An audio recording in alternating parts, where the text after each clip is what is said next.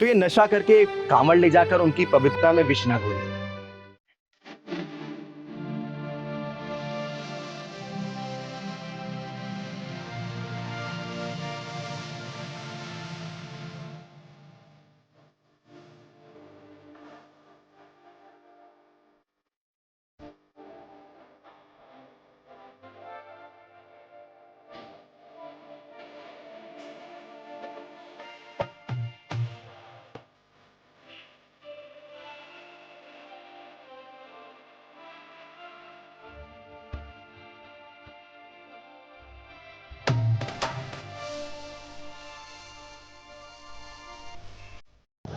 अरे बंद क्यों कर दे? ऐसा एक बात तो है, गांजा पीने के बाद जो थकान दूर होती है ना, भोले की कसम मजा आ जाता है भाई। इसके साथ मिठाई जरूरी होती है। मिठाई की जगह एक फ्रूटी ले आते ना और मजा आ जाता। बाबूजी को देखो, इनसे झिलता नहीं है फिर भी और करने आ जाते हैं। नहीं झिलता तो मत आया करो मेरे भाई। अरे भाई चलना भी है। अभी इसके बाद ही हो रहे बहुत है। अभी इसके बाद 3 पेपर है, 3 पेपर है भाई, जाना भी तो दूर है। देखना इन लोगों को, ये लोग या कावड़ उठाने आए हैं, गांजा फूकने आए हैं। पूरे अच्छे भले काम को अब पवित्र कर दिया इन लोगों ने। इतने सारे भोले आए हैं, लड़कियां आई हैं, लड़के आए हैं, इनके बीच में यही लोग एक गांजा फूक रहे हैं। इससे अच्छा अपने घर में बैठ के गांजा नहीं फूक सकते थे ये लोग? पूरे अच्छे भले काम को आप पवित्र कर दिया इन लोगों ने। सच में धार्मिक काम को गंद कर रखा है इन लोगों ने। गांजा फूक रहे हैं यहाँ पे। देखो दीदी ये क्या कर रहे हैं। अरे पहलवान, इन्हीं भक्तों को वैसे लोग हमारे धन पे उंगलियां उठाते हैं। इन्हें लगता है कि वो भोले हैं। आज चल के बात करते हैं। छोड़ो ना दीदी, कांवरिया है। अरे पहलवान, कावड़िया है तभी तो बोल रही हूँ, चल के बात करते हैं। चिंता मत कर, कोई भसोड़ी नहीं फैलेगी। वैसे भी चिंगारी कभी भक्तों के ऊपर हाथ नहीं उठाती, और वैसे भी सामने गलत होते देख ना बोलना ना, वो भी पाप होता है। मानना है ना मानना उनके हाथ में है, लेकिन मैं तो समझाऊंगी। चल तो।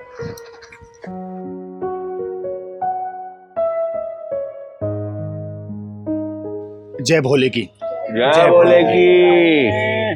भक्तों, आपकी श्रद्धा और आपकी आस्था को देख के ना बहुत अच्छा लगता है कि आप जैसे भक्तों की वजह से हमारा धर्म देश के कोने कोने में फैला हुआ है।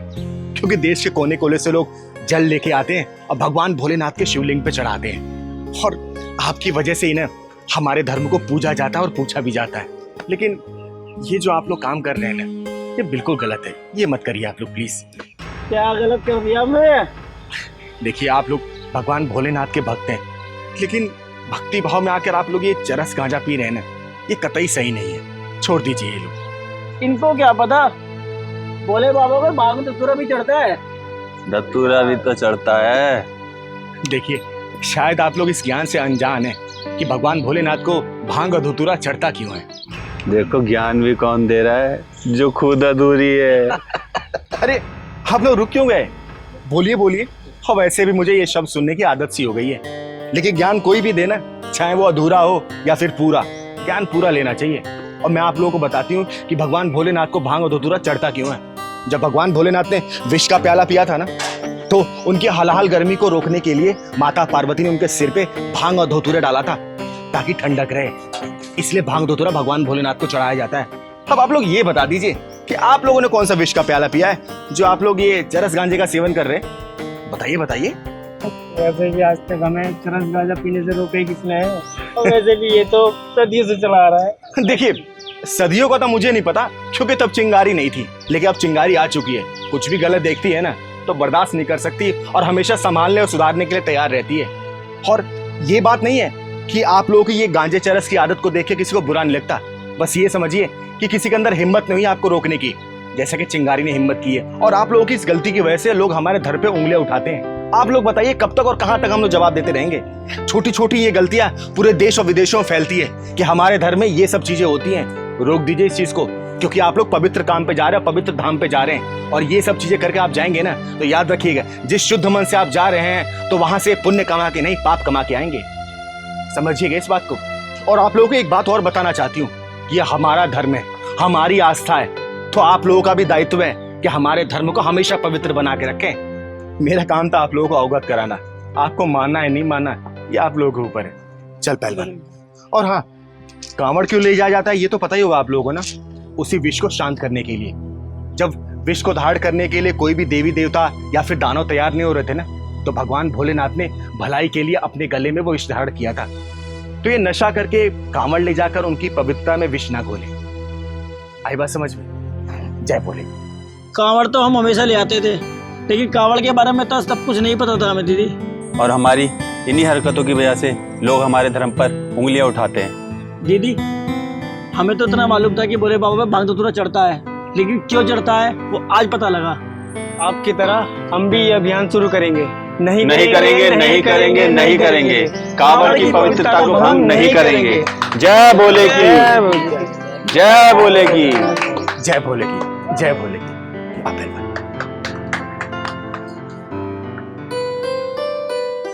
ओए, तू जानती भी है मैं हूँ कौन और तू किससे पंगे ले रही है? अगर मैं चाहूँ ना तो तुझ जैसे 36 किन्नर ना मैं चुटकी बजा के खरीद सकती हूँ। हर हर महादेव, जय शिव शंकर। अरे चिंगारी, ये आज आप कहीं दोनों जा रहे हो क्या? पुजारी जी आज हम कांवड़ लेने जा रहे हैं। कांवड़ लेने, वो भी सावन के महीने में? ये तो बहुत अच्छी बात है चिंगारी। कावड़ लेने जा रहे हैं? अरे कावड़ लेने जाना तो एक बहाना है, सच्चाई तो ये है कि कावड़ लेने के बहाने पूरे महीने का फ्री का राशन खाने जा रहे हैं दोनों। बेटा पायल, ऐसा नहीं कहते। अरे एकदम सही तो कह रही हूँ, और मैंने देखा है इन जैसे पुंगी बेरोजगार कामचोर लोग ना, और ऐसे बहुत लोग जाते हैं कावड़ लेने, घर से पहले ही निकल जाते हैं सावन के बहाने और फिर मुफ्त का राशन पेल के आते हैं। पायल बहन, और भी कुछ कहना है या फिर कह चुकी है? अरे कुछ गलत थोड़ी ना कह रही हूँ मैं, एकदम सही तो कह रही हूँ। अब तुम लोग पूरे महीने भर जाते हो, फ्री मौज मस्ती ऐश कर कर आते हो, और फिर बाद में आके क्रेडिट भी ले जाते हो कि देखो हम कावड़ लेकर आए हैं, है ना? बहन जी आप ज्यादा ही आउट हो रही हो, अपने आप को कंट्रोल करो। बोलने दे पहलवान, बोलने दे। पता तो चले कि भगवान भोलेनाथ के भक्त के लिए इनके मन में कितना विष भरा हुआ है। क्या पायल बेटा, भगवान भोलेनाथ के मंदिर में खड़े होकर भगवान भोलेनाथ के भक्तों को उल्टा सीधा बोल रही हो? ये तुम्हें शोभा नहीं देता। पायल बहन, आपके मन में इतना जहर भरा हुआ है और आई हो भगवान भोलेनाथ को जल चढ़ाने के लिए। अरे पहले अपने मन के जो शिव है ना उसको नहलाओ, फिर जल चढ़ाना। ओए तू क्या जानती है कि मैं कितनी बड़ी शिव भक्त हूँ? अरे हर सोमवार को ना मैं व्रत रखती हूँ सावन का, और सिर्फ इतना ही नहीं, हर सोमवार को ना मैं मुफ्त का भंडारा भी करवाती हूँ, और ना जाने कितने लाखों रुपए तो मैं ऐसे ही भर देती हूँ इन जैसे गरीब लोगों का पेट भरने में। ये तो बहुत अच्छी बात है पायल बेटा कि भगवान भोलेनाथ का पूरा आशीर्वाद है तुम्हारे ऊपर, तभी तो इतना सब कुछ कर रही हो लोगों के लिए। अगर मैं चाहूँ ना तो ऐसा मंदिर अपने घर के सामने भी बनवा सकती हूँ, लेकिन क्या है ना, ये मंदिर कुछ खास नहीं है। अरे इससे तो बहुत सुंदर मंदिर बनवा सकती हूँ मैं, इतना पैसा है मेरे पास। वाह पायल बेटा वाह, क्या गुरूर पाया तुमने। भगवान को भी छोटा बड़ा बना दिया। पायल बहन, तुम्हारी किस्मत अच्छी है कि तुम आज के दिन मंदिर में खड़ी हो, और ऊपर से मैं हरिद्वार जा रही हूँ भगवान भोलेनाथ के लिए जल लाने। अच्छा वरना क्या करती तू? अरे तुझ जैसी को तो मैं खरीद भी सकती हूँ, इतना अंधा पैसा है मेरे पास। दीदी यहाँ से चलो, आप जहाँ जाती हो ना ऐसी बसूड़ियाँ मिल जाती हैं। तुझे मैं बसूड़े दिखाई देती हूँ? अरे तेरी तो ना मैं जुबान निकाल के खींच दूंगी, समझा? और मुझे नहीं पता था यहाँ ऐसा मंदिर है और यहाँ ऐसे लोग आते हैं जिनकी परछाई भी पड़ जाए ना मुझ पे तो गंगा जल से पहले 3 बार डुबो के नहाती हूँ। पहलवान पकड़ तो। ले पहलवान, अब हो गई बसूड़ी। सही कह रहे हो पुजारी जी। भगवान भोलेनाथ के सामने तेरी आरती उतारती ना तो अच्छा नहीं लगता। क्या बोली तू कि इससे लागू अच्छा मंदिर बनवाएगी? सावन में लाखों खर्च करती है तू। चिंगारी नाम है मेरा, चिंगारी किन्नर, और तेरी जुबान और तेरी औकात बता रही है कि तू कितनी बड़ी शहजादी है। रईसी गहरे समुद्र की तरह शांत रहती है, मचलती हुई नदियों में कभी गहराई नहीं होती, गहरे समुद्र कभी नदियों की तरह शोर नहीं क्या करते, समझे? ओए तू जानती भी मैं हूँ कौन और तू किससे पंगे ले रही है? अगर मैं चाहूँ ना तो तुझ जैसे 36 किन्नर ना मैं चुटकी बजा के खरीद सकती हूँ। देखियो इसका इल्जाम तुझे बहुत भारी पड़ेगा, पछताएगी तू। मंदिर के सामने खड़ी है इसलिए झापड़ मारा है, कहीं और मिलती ना तो चप्पलों से मारती तुझे मैं, समझे? चिंगारी जी हर हर महादेव। हर हर महादेव भैया। सारी तैयारी हो गई या फिर कोई कमी छोड़ी आपने? चिंगारी जी, हरिद्वार से दिल्ली तक सारे रास्ते में 4 मेडिकल कैंप लगा दिए गए हैं और खाने पीने के 10 कैंप लगा दिए गए हैं। कांवड़ियों को वहाँ पर खाने पीने के साथ साथ दवाइयों की भी सुविधा है। किसी प्रकार की परेशानी नहीं होगी कांवड़ियों को। भैया पैसे की चिंता बिल्कुल मत करना, कांवड़ियों को किसी भी तरीके से दिक्कत परेशानी नहीं होनी चाहिए, ठीक है? इतना कुछ किए तूने? अरे मैं कौन होती हूँ करने वाली, करता तो सिर्फ ये है भगवान भोलेनाथ, इस सृष्टि का रचयिता। मुझे तो सिर्फ इन सब कामों के लिए ठेकेदार बना रखा है। देखो पायल बेटा, ये होते हैं गहरे समुद्र जो हमेशा शांत रहते हैं। चिंगारी दीदी प्लीज मुझे माफ कर दीजिए। और आपने एकदम सही कहा, जो रहीसी होती है ना वो गहरे समुद्र की तरह ही होती है जो हमेशा शांत रहता है। अरे मेरे पास तो पैसे क्या है, मैं तो घमंड में इतनी अंधी हो गई थी कि आज अपने भोलेनाथ को ही इतना कुछ गलत बोल दिया। और असली भक्त तो आप ही हैं जो बिना कुछ जताए ना जाने कितने और महादेव भक्तों के लिए इतना कुछ कर रही हैं। प्लीज मुझे माफ कर दीजिए दीदी। महानता चिल्लाने से नहीं होती, बल्कि महानता वाले काम करने चाहिए, ताकि महानता खुद ब खुद शोर करने वाले को बता दे कि महान कौन है। समझी? पूजा दिखा ली। हर हर महादेव। हर हर महादेव। जाओ कर जाओ।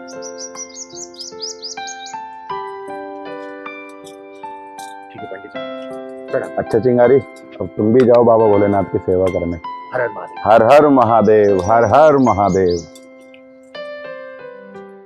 वैसे मेरा नाम चिंगारी है, चिंगारी किन्नर। और आपने बिल्कुल सही बात बोला, कुछ यूट्यूबर और सोशल मीडिया इन्फ्लुएंसर्स हैं ना, सिर्फ चंद व्यूज के चक्कर में धार्मिक स्थलों को गंदा करते हैं। पहलवान, सावन शुरू हो गया और कांवड़ भी, और ऐसे समय में ऐसे लगता है ना कि भगवान भोलेनाथ साक्षात अपने रूप में धरती पे आ गए। सही कह रही हो दीदी, ये सावन में लोग जल लेकर आते हैं लेकिन उनके भक्ति में कितनी शक्ति है।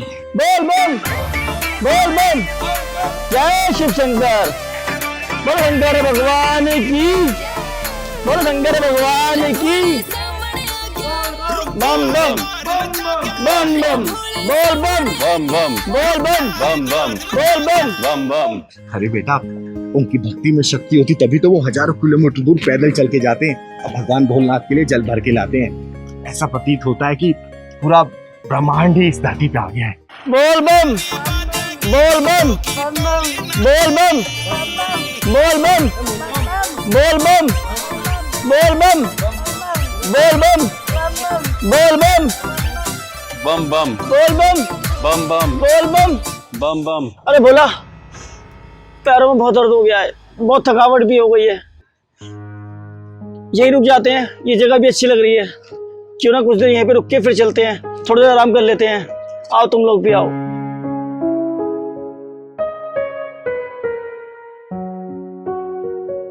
आओ आओ सब। चलो चलो चलो। अरे यहीं बैठ जाते हैं। इधर बैठ जाते ना, इधर। अरे यहाँ बैठ जाएंगे। आप लोग कावड़ रखवा देता हूँ। कावड़ रखो, बैठो।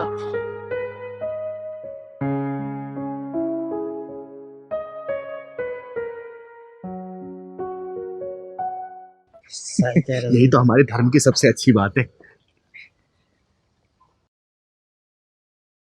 अरे पहलवान, ये कांवड़िए लोग लगता है थके हुए हैं, लगता है हमें भी कुछ पुण्य मिलेगा। चल।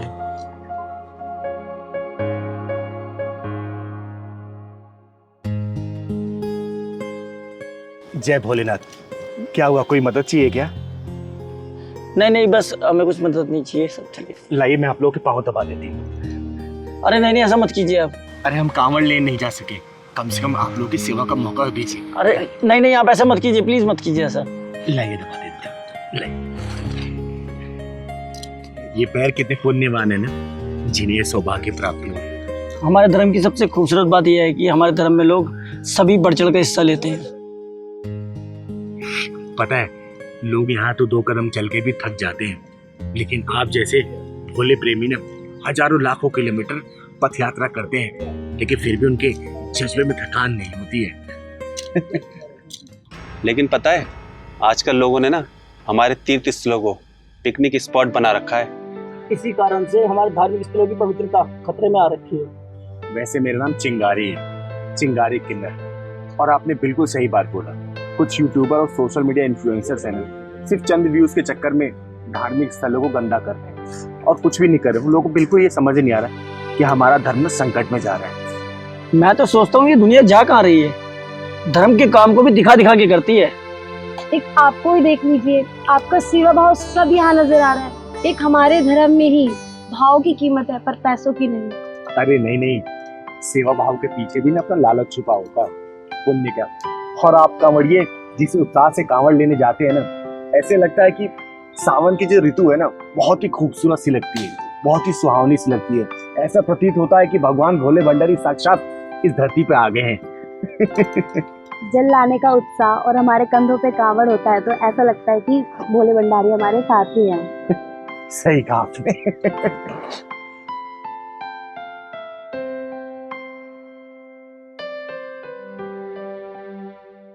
अरे आराम से आइए आइए। तनखान जाए कुछ खाने पीने को लेकर।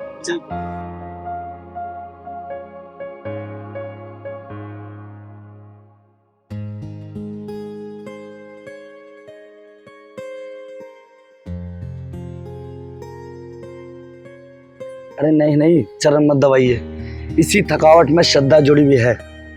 जब तक आप जैसे भक्त इस धरती पे है ना, हमारे धर्म का परचम हमेशा ही लहराता रहेगा। अरे ले आए बेटा, सब बोले ये लीजिए।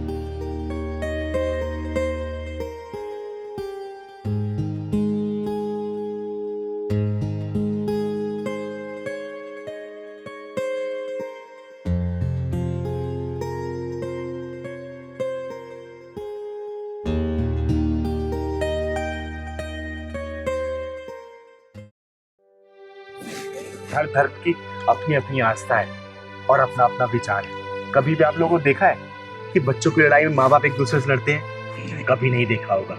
ठीक वैसे ही जो धर्म के रक्षक होते हैं ना, एकदम बच्चे की तरह होते हैं, जो अपने माँ बाप की रक्षा करते हैं, हमेशा अपने धर्म को बचाने की कोशिश करते हैं। बिल्कुल, अगर सभी लोग ये समझ जाए ना तो कभी भी एक दूसरे से लड़ाई ना हो, आपसी भाईचारा बना रहे। हर धर्म हमें इंसानियत सिखाता है, तभी तो धार्मिक कार्य में लोग बढ़ चढ़ के हिस्सा लेते हैं। अब आप लोग देख लीजिए, जब भी हमारा कांवड़ शुरू होता है ना, तो सरकार और जनता सभी कांवड़ियों के लिए व्यवस्था करती है, उनके खाने पीने की, उनके रहने की, ठहरने की। पता है क्यों? क्योंकि वो भी पुण्य कामों में हिस्सा लेना चाहते हैं, समझे। और चिंगारी किन्नर आप सभी भोले प्रेमियों को ना दिल से प्रणाम करती है और मुझे बहुत ज्यादा खुशी मिल रही है। मैं किसी कारणवश कांवड़ लेने नहीं जा पाई, लेकिन आप जैसे भोले प्रेमियों की सेवा करके ना मन बहुत ही प्रसन्न हुआ, बहुत प्रसन्न हुआ। बोलो जय भोले की। जय भोले की।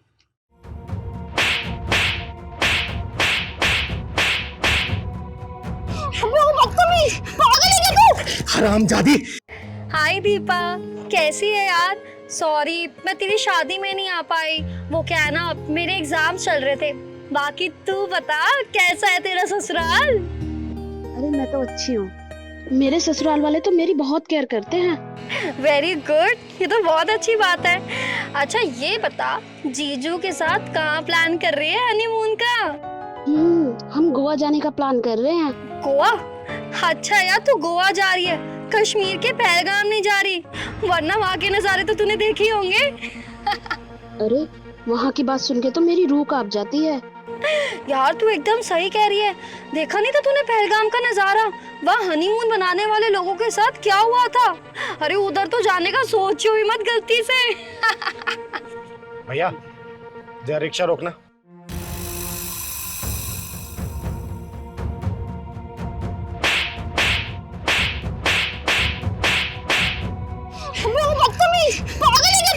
हरामजादी, किसी सुहागन के उछड़े हुए मांग के सिंदूर का मजाक बना रही तू? अगर वही हादसा तेरे साथ हुआ होता तो तेरे दिल पे क्या बीती? बोल ना, बोल। अबे दो टके की तालिबानी किन्नर, तेरी हिम्मत कैसे है मुझ पे हाथ उठाने की? और तू है कौन जो मुझे ज्ञान दे रही है? चिंगारी नाम है मेरा, चिंगारे किन्नर, और तेरी जैसी बिगड़ी औरतों को सुधारने का काम करती हूँ मैं, समझी? अबे ओ, तू जानती भी है मैं हूँ कौन? मेरा बाप ना सब इंस्पेक्टर है। एक कॉल करूंगी मैं, एक कॉल, और तुम दोनों ना सीधा अंदर जाओगे।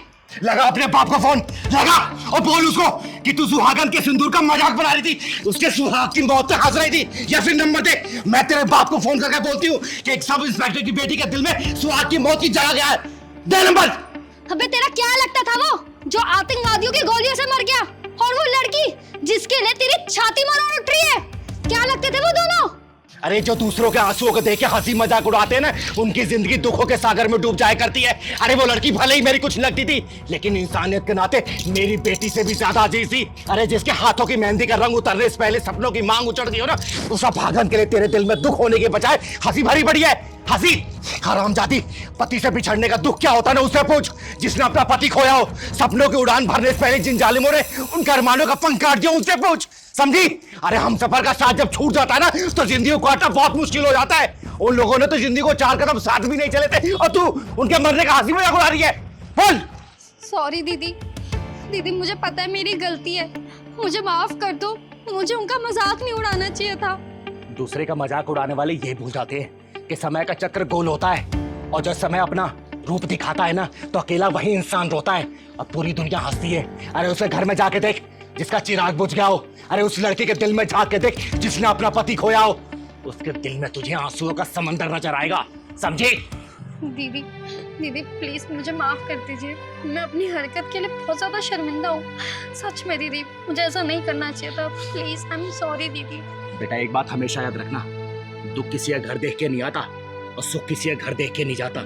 सुख दुख लगा रहता है, किसी के घर भी आ जा सकता है, समझी? और आगे से किसी का हंसी मजाक उड़ाने से पहले ना 100 बार ये चिंगारी का झापड़ याद कर लेना, समझी? चल पहलवान।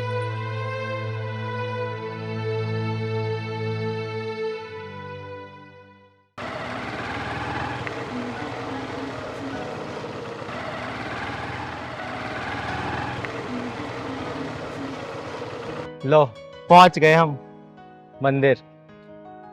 हेलो उतरो। जाओ फिर क्या देख रही हो इधर उधर? मंदिर उधर है, चलो जल्दी से शादी कर लेते हैं। प्रिंस, घर के पास इतने सारे मंदिर थे तो शहर से इतनी दूर आने की क्या जरूरत थी? अरे प्रिया, हमें वहाँ पे सब लोग जानते हैं और इस मंदिर में हमें कोई नहीं जानता। और तुम्हें पता है इसकी सबसे बड़ी बात, यहाँ पुजारी भी नहीं बैठता है, तो हमें कोई दिक्कत नहीं होगी। तो फिर हमारी शादी कौन कराएगा? और मंत्र कौन पड़ेगा? ओहो प्रिया, कितने सवाल पूछती हो। हमारी शादी के साक्षी स्वयं भोलेनाथ जी हैं। और रही बात मंत्रों की, वो तो हम दोनों ही पढ़ लेंगे ना, प्रेम ग्रंथ वाले पावन मंत्र। चलो अब जल्दी करो। प्रिंस, मुझे कुछ अच्छा नहीं लग रहा है। पता नहीं मेरे अंदर से ना कुछ आवाज आ रही है। प्रिया, ये आवाज कुछ नहीं होती। हमें जल्दी से शादी करके रात से पहले देहरादून भी पहुंचना है। अब तुम ज्यादा सोचो मत, चलो चलो ना जल्दी से।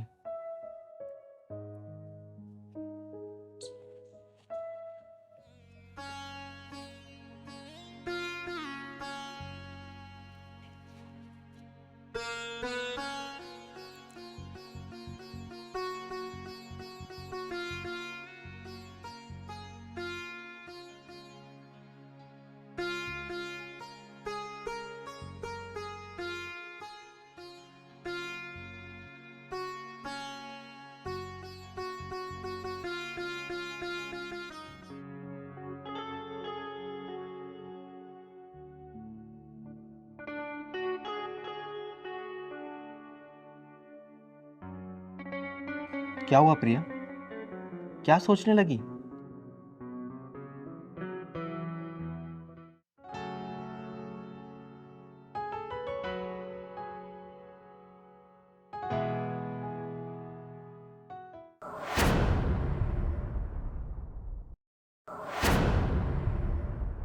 ये तो वही लड़का है ना?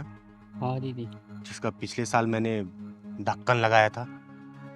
हाँ दीदी, ये तो वही लड़का है जो भोले वाली लड़कियों को फंसाता है। और आज ये फिर किसी भोली भाली लड़की को शादी के जाल में फंसा रहा है। क्या नाम था इसका? इसका दीदी नाम मोंटी है। मोंटी, वही मोंटी। मोंटी। चल तो आज बजाती हूँ मैं इसकी घंटी। हाँ तो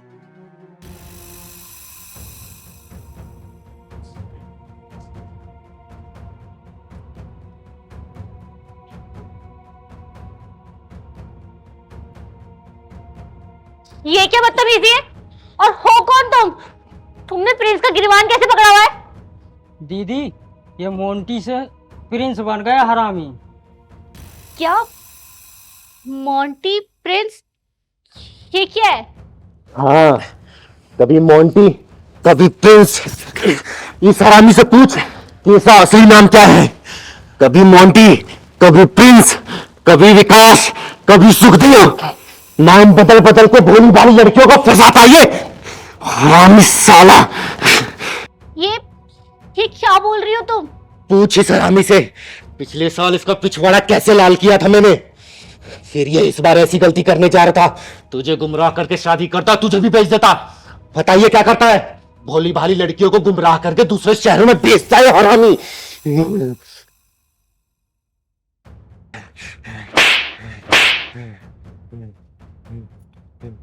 तभी तभी तुमने शहर से इतनी दूर लाया था ना, जिससे तुझे यहाँ पे कोई जान ना सके, पहचान ना सके। बोल। हाँ, पिछली बार तुझे छोड़ दिया था, इस बार तुझे नहीं छोड़ूंगी मैं। चिंगारी माफ कर दो, माफ कर दो। आज चिंगारी माफ नहीं करेगी, तुझे हमेशा हमेशा के लिए साफ कर देगी। दीदी इसने मुझे बड़े बड़े सपने दिखाए और बोलता है कि देहरादून में इसका खुद का होटल भी है। दीदी वहाँ होटल नहीं है इसके, वहाँ इसके ग्राहक रहते हैं। बोल बोल हरामी बोल, अपनी करतूतें खोलेगा या मैं और धुलाई करूं तेरी। बोल बोलता हूँ चिंगारी, बोलता हूँ। मैं ऐसे ही भोली भाली लड़कियों से शादी करके उनको दूसरे शहरों में किसी मालदार पार्टी को बेच देता हूँ जाके। और बस यही है मेरा काम। प्रिया बेटा तुम अब घर जाओ। आज आपने मेरी जिंदगी ना बर्बाद होने से बचा दी। मैं आपका कैसे शुक्रिया करूं? और तुझ में ना तू है। इसका इलाज कैसे करना है ये मैं बहुत अच्छे तरीके से जानती हूँ। पहलवान ले जा इसको, छोड़ दिया। दीदी इस कुत्ते की बाइक भी ले जाऊंगा। हाँ, बाइक तो मेरी है, मैंने इसको दिलाई थी। ले जा।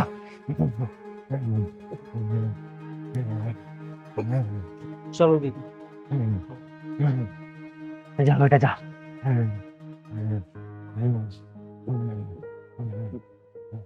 चल अब तेरे 2 लाख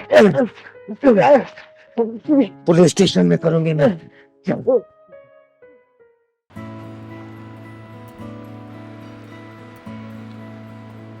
बताया ना हम कहाँ जा रहे हैं? राजनगर आ जाओ जी, आ जाओ राजनगर, राजनगर आ जाओ राजनगर। राजनगर जा रहे हैं? चलो राजनगर। हाँ जी चलेंगे, बैठो। बैठो आराम से, पैर को उठाओ। चाय, हाँ चलो बैठो जी, सवारी लो रहे हैं, फिर चलते हैं। इतना टाइम नहीं है, तुम्हारे जितने पैसे बनेंगे मैं दे दूंगा। चलो ठीक है जी, बैठो। चलो।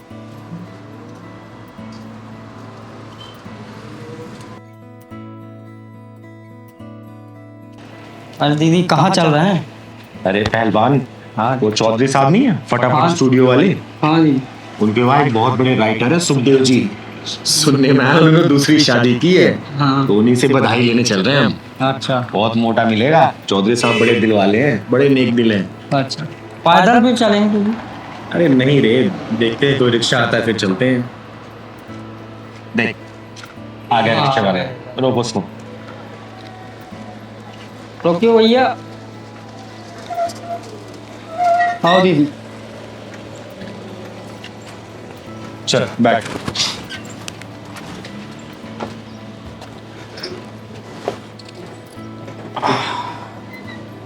चलो भैया।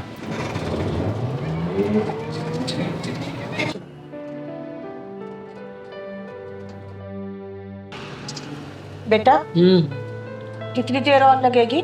बस पहुंचने वाले हैं माँ, बस। भैया माँ जी की आंखों क्या हुआ? माँ देख नहीं सकती। एक एक्सीडेंट में माँ की दोनों आंखों की रोशनी चली गई। तब से माँ बहुत परेशान रहती है, दुखी रहती है। माँ जी आप चिंता मत करो, आपकी आंखें सही हो जाएंगी। उस भगवान ने जिंदगी दी है ना, तो भी काटने का रास्ता भी वही देगा। और देखना, ये चिंगारी आपको बोल रही है, आपकी आंखें बहुत जल्दी ठीक हो जाएंगी। हाँ बेटा, जिंदगी है तो जीना तो पड़ेगा ना, पर कोई बात नहीं, बेटा है ना मेरे साथ। बस एक ही बात का दुख रहता है, इन आंखों से मैं ये दुनिया देख पाऊंगी कि नहीं। अरे नहीं नहीं माँ जी, डॉक्टर से बड़ा भी भगवान होता है। देखना, वो भगवान एक ना एक दिन चमत्कार जरूर करेगा और आपकी आंखें जरूर सही हो जाएंगी। तुम ठीक कहते हो बेटा। भैया रोक दो, आगे उतरो माँ, आगे आराम से करो माँ। उतरो माँ, आराम से। ये रहो।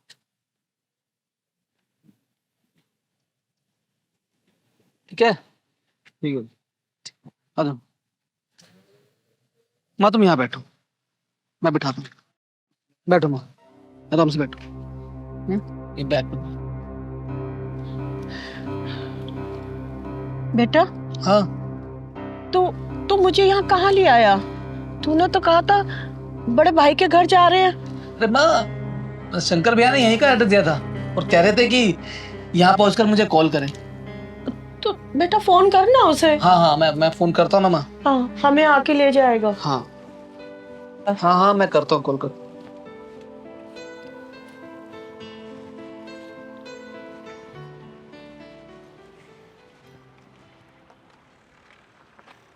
हेलो, हाँ राम बोल। भैया, जहाँ आपने बोला था ना, वहाँ पर मैं माँ को लेकर आ गया हूँ। अच्छा राम, ये बता, माँ को शक तो नहीं हुआ ना तुझ पर? नहीं भैया, माँ को कोई शक नहीं। माँ का क्या होगा शंकर भैया फिर? अरे राम, तू उसकी चिंता मत कर। दुनिया में बहुत सारे दयावान हैं, किसी ना किसी को माँ के ऊपर दया आ ही जाएगी।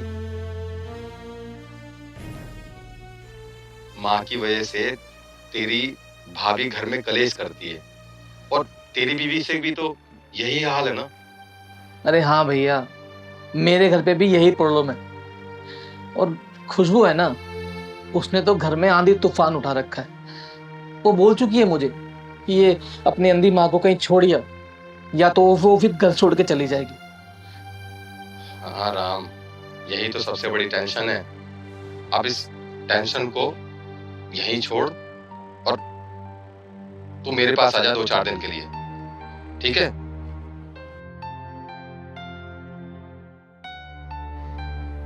ठीक है भैया, जैसा आप बोलो।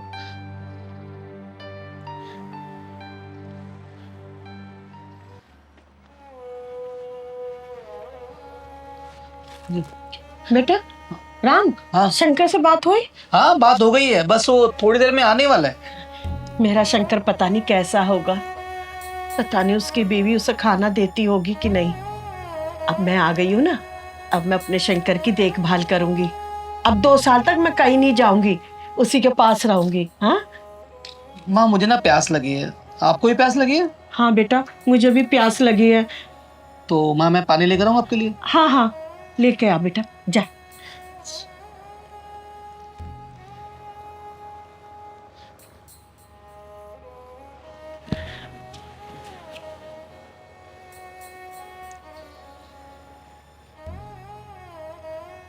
माँ, कहीं जाना मत है, मैं अभी आता हूँ आपके लिए। हाँ हाँ, मैं कहीं नहीं जाऊंगी बेटा, तो लिया पानी लिया।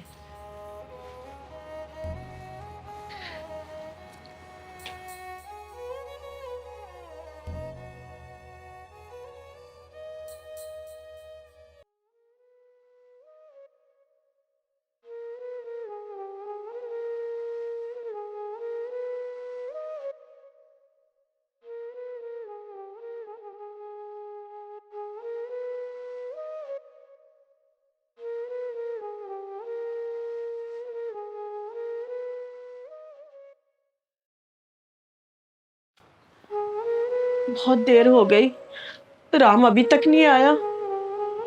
लगता है दुकान बहुत दूर होगी। कोई बात नहीं, मैं इंतजार कर लेती हूँ।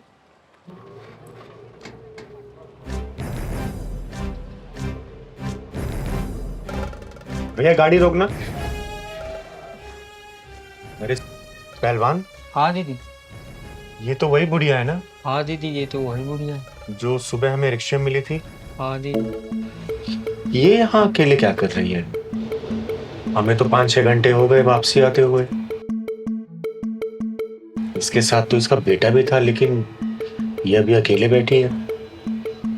चल तो जरा देखते हैं।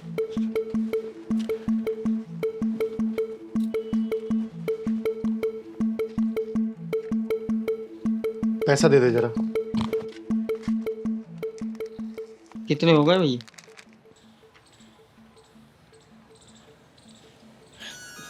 राम, तू आ गया? तू कहाँ चला गया था बच्चा? तुझे पता है मैं कितना घबरा गई थी। मैं कितनी देर हो गई, मेरे को प्यास भी लग रही थी बेटा। तू कहाँ रह गया था? कहाँ चला गया था मेरा बच्चा? तू कब से गया हुआ है पानी लेने के लिए? तू कहाँ रह गया था? बता ना।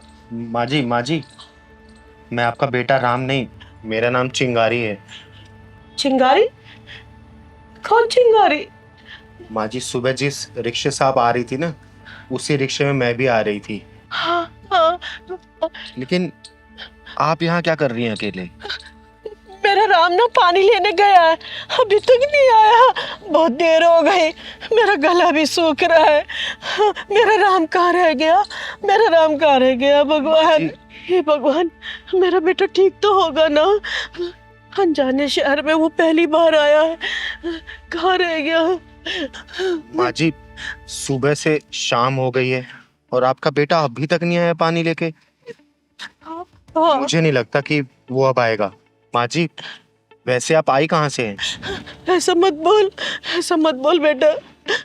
मेरा राम आएगा, शंकर भी आएगा, मुझे लेने आएगा, वो जरूर आएगा राम। अच्छा माँ जी, आपको अपने बेटों का नंबर याद है? हाँ, मेरे दोनों बेटों का नंबर याद है। आप बताइए मुझे।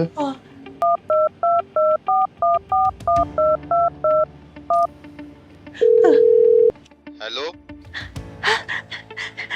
ये तो मेरे बड़े बेटे शंकर की आवाज है। शंकर। शंकर भाई, आपका छोटा भाई आपकी माँ को यहाँ राजनगर में छोड़ के चला गया है, आके आप लेके जाओ। देखो भाई, तुम जो भी हो, मेरी तरफ से एक काम कर दो, इनको किसी वृद्धाश्रम में छोड़ आओ। बदले में मैं आपको 1000-2000 पेटीएम कर देता हूँ। शंकर बेटा, तू ये क्या बोल रहा है? वही माँ जी जो आपने सुना।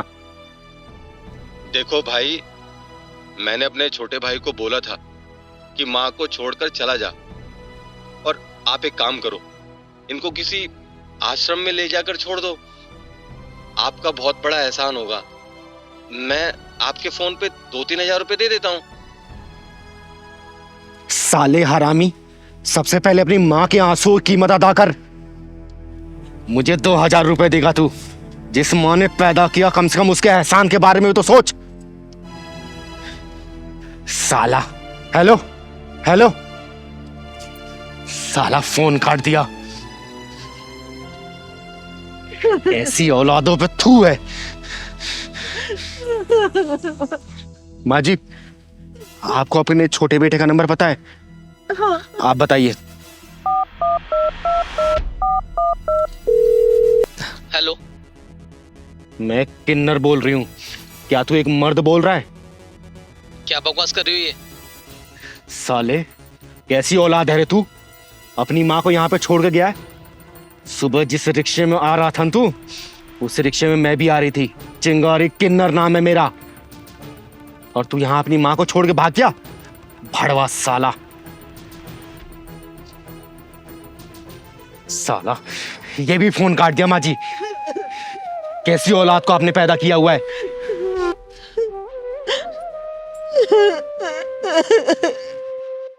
अरे माँ जी, हम किन्नर जरूर हैं, लेकिन ऐसे हरामियों की तरह नहीं है। हम तो दूसरों का दुख भी अपना दुख समझ के पी जाते हैं। माँ जी, आप चिंता मत करो, आप मेरे साथ चलो। मैं जिंदगी भर आपकी सेवा करूंगी। आओ माँ जी, चलो पहलवान चल। आओ माँ जी। बेटा, मैं तेरा धन्यवाद कैसे करूं? भगवान ने तुझे किन्नर बनाकर पैदा किया, लेकिन मेरे बेटे मर्द होकर भी ना मर्द हो गए। एक अंधी माँ का बोझ नहीं उठा सके, उसको छोड़ के चले गए। इससे तो अच्छा है भगवान मुझे बेऔलाद रखता। आइए माँ जी, चल।